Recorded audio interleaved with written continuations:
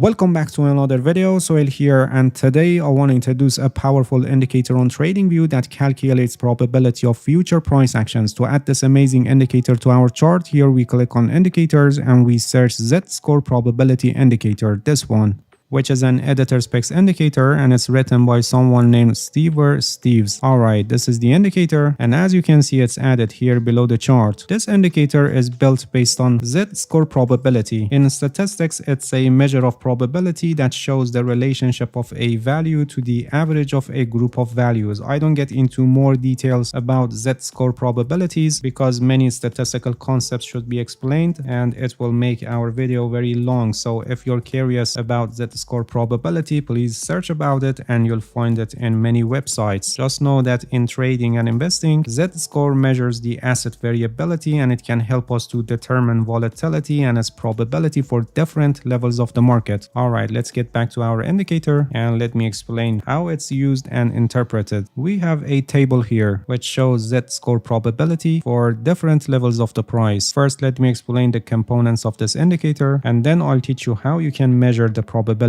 of price retracement from these levels. On the background, the indicator is divided in 6 parts: 0, 1, 2, 3, and -1, -2, -3, which are actually Z-scores ranging from -3 to 3. Then we have this histogram that is moving above and below the center line, and it's built based on Z-score probability distribution, and by default the look back period is set at 75, which for our purpose it's good, but depending on your trading strategy you can adjust it. We have also a simple moving average of this histogram, this white line, which by default the length is set at 75. We can decrease the length to have a more responsive moving average line. For example, we set it at 14, and now as you can see, the moving average line became more responsive to the histogram changes. When the histogram is above 0, the color is green, and it shows that the market is in an uptrend or at least advancing, and when it's below 0, the color is red, and it shows that the market is in a downtrend or at least declining. When the histogram is above its moving average line, it shows that the advancing of the price is strong, and when it's below its moving average line, it shows weakness. It can be a weakness during pullbacks, or it can be a sign of reversal. Similarly, when the histogram is below its moving average line, it shows that declining of the price is strong, and when it goes above its moving average line, it shows weakness in the downtrend. Alright, now let's see what is going on with these probabilities and the price levels that we have here. As I said, we have 6 zones here: 0 to 1, 1 to 2, 2 to 3, and on the other hand, 0 to -1, -1 to -2, and -2 to -3. If we look at the current Z-score level, we can see that it's in 1 to 2 Z-score range at the moment. A retracement to Z-score 1 corresponds to the price of 138.37 based on the current data set. The probability that we have a retracement to Z-score 1 is 85%. As I said, Z-score 1 corresponds to 138.37 based on the current data set, and at the moment the price is 139.99. So there is 85% probability to have a retracement to around here, 138.37. We can apply this method to any other level. For example, retracing back to Z-score -1 corresponds to the price of 132.54 based on the current data set. The probability that we have a retracement to Z-score -1 is